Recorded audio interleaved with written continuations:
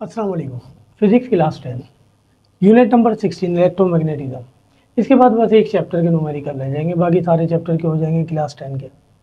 तो यहाँ जो फार्मूले यूज होंगे वो मैंने साइड में लिख दिए हैं। यहाँ लिखा हुआ है force on current carrying conductor in a magnetic field. किसी मैग्नेटिक फील्ड में जो करंट पास हो रहा होता है तो उस सूरत में फोर्स निकालने का फार्मूला दिया हुआ है BIL sin थीटा। टर्निंग इफेक्ट यानी torque on current carrying coil in a magnetic field. Torque जो है ना निकालने का फार्मूला लिखा हुआ है BIAN cos alpha. Mutual induction निकालने का फार्मूला लिखा हुआ है induced EMF divided by rate of current. Rate of current लिखा हुआ है delta I divided by delta T. और ये हमारे पास एक कंडीशन है ट्रांसफार्मर के लिए, आइडियल ट्रांसफार्मर के लिए, कि volt on secondary coil divided by volt on primary coil, number of turn in secondary coil divided by number of turn in primary coil. ये कंडीशन यूज करके हम न्यूमेरिकल करेंगे। तो इसमें पहला वर्कड एग्जाम्पल दिया हुआ है वो मैं कर रहा हूँ। वर्कड एग्जाम्पल एक ही है इसमें।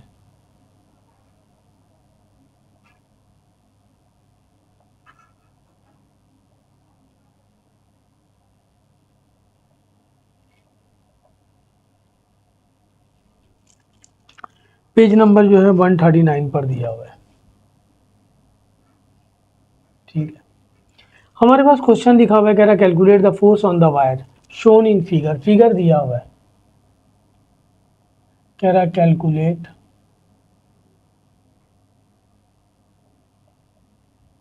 The force on wire shown in figure.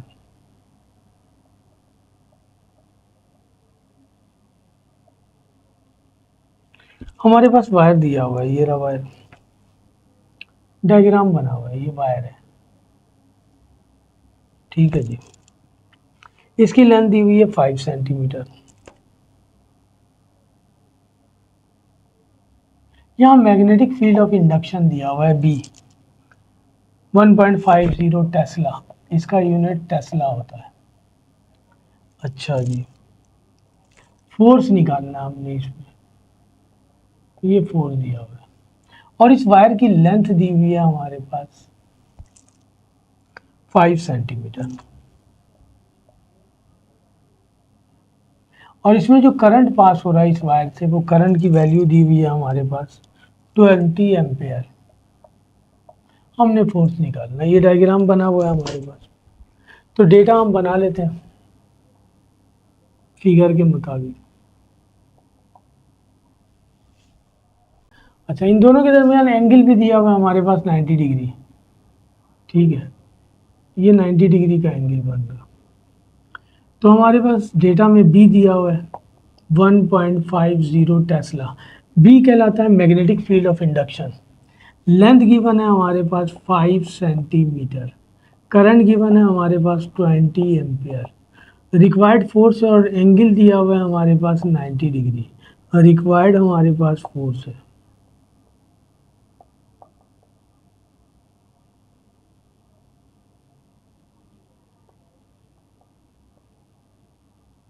ठीक है जी, तो इस सेंटीमीटर को मीटर में कन्वर्ट कर दें पहले।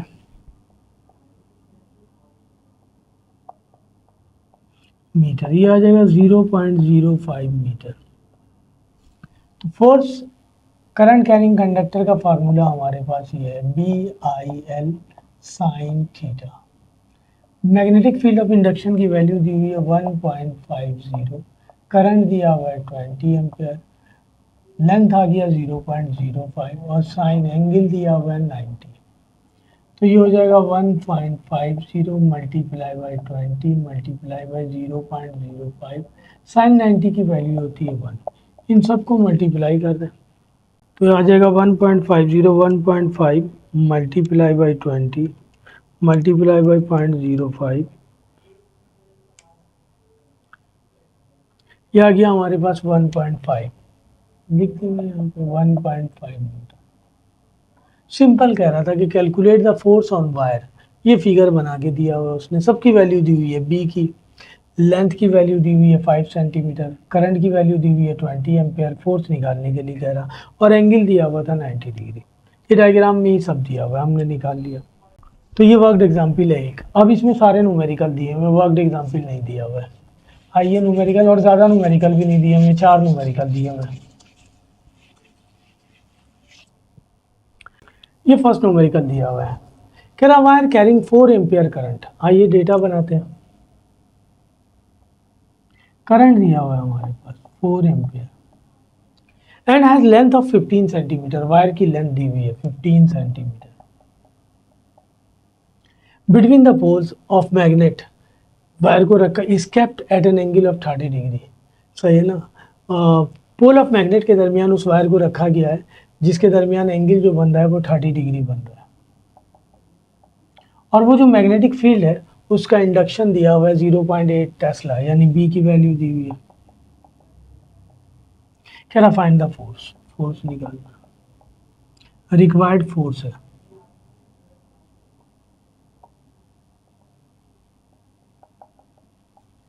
ठीक है जी, रिक्वायर्ड ही आ गया।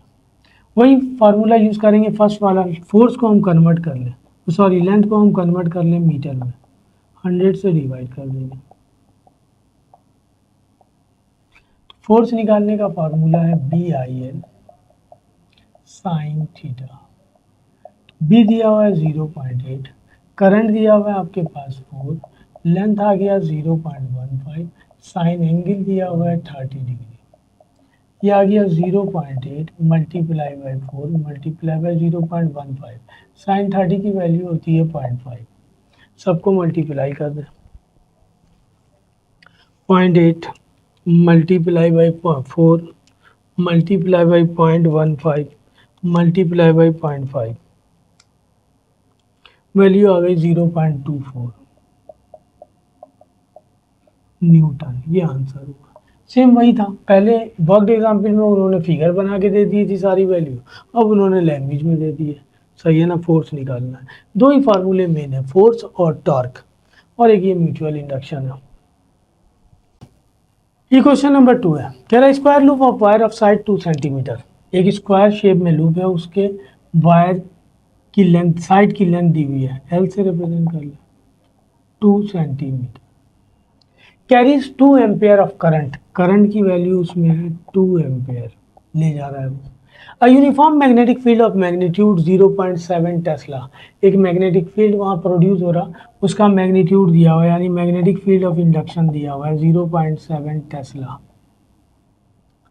Makes an angle of 30 degree, यहाँ एंगल को हम अल्फा से रिप्रेजेंट कर लें 30 डिग्री का, with the plane of the loop. सही है ना। चूंकि लूप बन गया है वो एक ही है, तो एन की वैल्यू हम ले लेंगे 1। सही, एन भी निकालना है क्योंकि फॉर्मूले में हमारे पास एन इस्तेमाल हो रहा है। 2 लूप होते तो 2 लेते हम। What is the magnitude of the torque, यानी रिक्वायर्ड हमारे पास टॉर्क है। ठीक है जी। तो सबसे पहले हम कन्वर्जन कर लें, लेंथ से एरिया निकाल लें, यानी स्क्वायर का area, area of square, loop square shape में, तो ये हो जाएगा length multiply by length, 2 multiply by 2, ये हो जाएगा 4 सेंटीमीटर स्क्वायर। इसको मीटर में कन्वर्ट करना है, सेंटीमीटर को मीटर में कन्वर्ट करेंगे, 100 से डिवाइड कर देंगे। स्क्वायर है, स्क्वायर कर दिया, इसका स्क्वायर करेंगे 1 2 3 4 हो जाएगा। इसको 10⁻⁴ फॉर्म में लिख लें तो लिखेंगे 10⁻⁴, और इसको ऊपर ले जाएंगे तो ये हो जाएगा 10⁻⁻⁴ स्क्वायर। ये आ गया एरिया। सारी चीज़ें आ गई, फार्मूले में पुट कर दें। हमें टॉर्क निकालना है, टॉर्क इक्वल है BIAN कॉस एल्फा। बी दिया हुआ है 0.7, आई दिया हुआ है 2, ए आ गया 4 multiply by 10⁻⁻⁴, number of loop 1 है, एंगल दिया हुआ है 30, तो ये आ गया 0.7 मल्टीप्लाई बाई 2 मल्टीप्लाई बाई 4, और मल्टीप्लाई बाई 1 इसी तरह रहेगा, 1 का मतलब 1 ही हुआ। कॉस 30 की वैल्यू होती है 0.866 मल्टीप्लाई बाई 10⁻⁻⁴। इन सबको मल्टीप्लाई कर लें, 0.7 multiply by 2 multiply by 4 multiply by 0.866,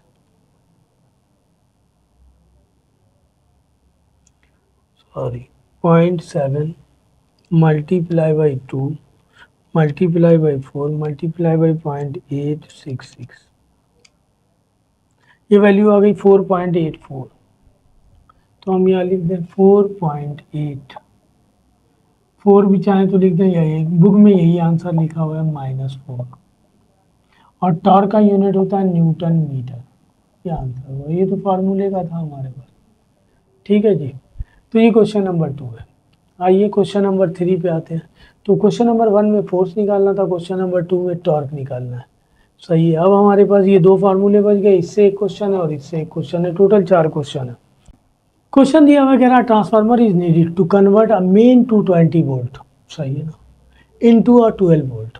main volt दिया हुआ है 220, मेन वाला कहलाता है प्राइमरी। इसका मतलब आइए डेटा बनाते हैं। Volt in primary coil 220 volt,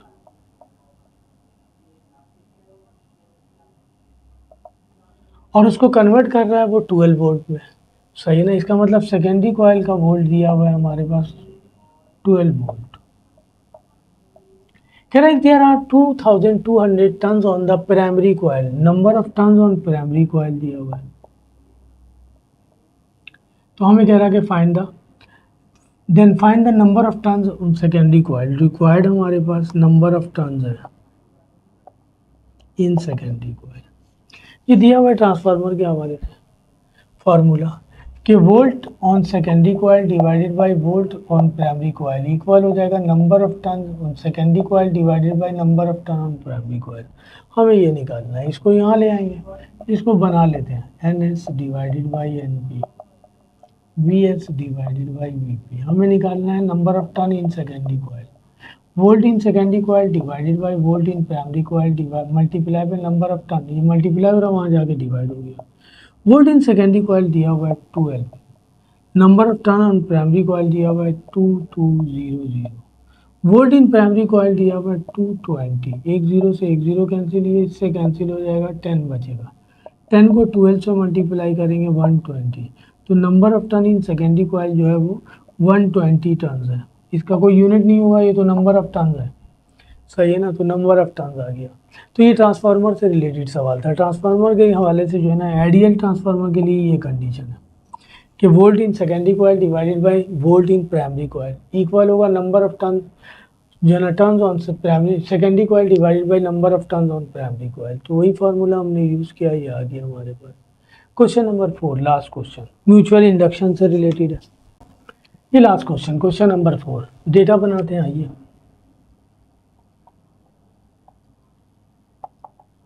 क्या कह रहा, कह रहा coil surrounding a long solenoid, coil लपेटा हुआ है सोलिनॉइड के गिर।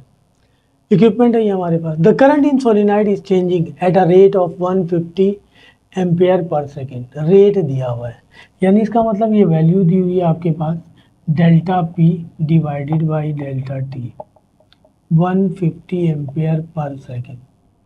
तो ये कह रहा the current in solenoid is changing at a rate of 150 ampere per second and the mutual induction, और म्यूचुअल इंडक्शन दिया हुआ है उसका कैपिटल एम से रिप्रेजेंट करते हैं 5.5 मल्टीप्लाई बाई 10⁻⁵ एच से मुराद हेनरी है, इसका ऐसा यूनिट हेनरी होता है। कह रहा determine the E M F induced in the secondary coil, E M F induced in the secondary coil को हम इससे रिप्रेजेंट करते हैं, ये रिक्वायर्ड है।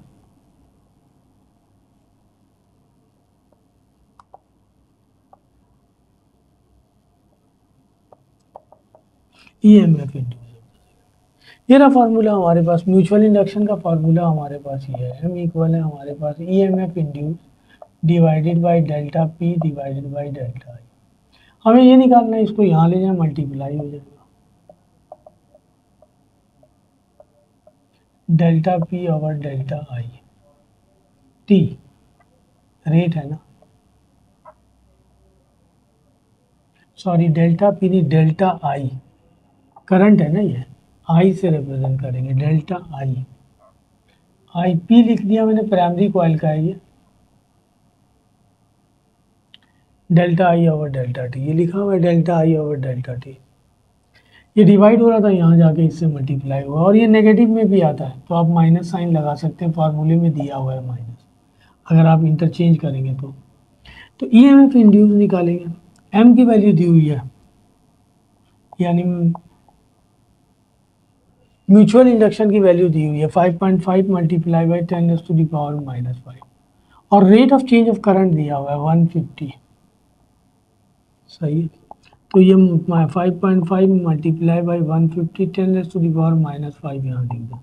5.5 को 150 से मल्टीप्लाई कर दें। 5.5 मल्टीप्लाई बाई 150 ये आ गया 825।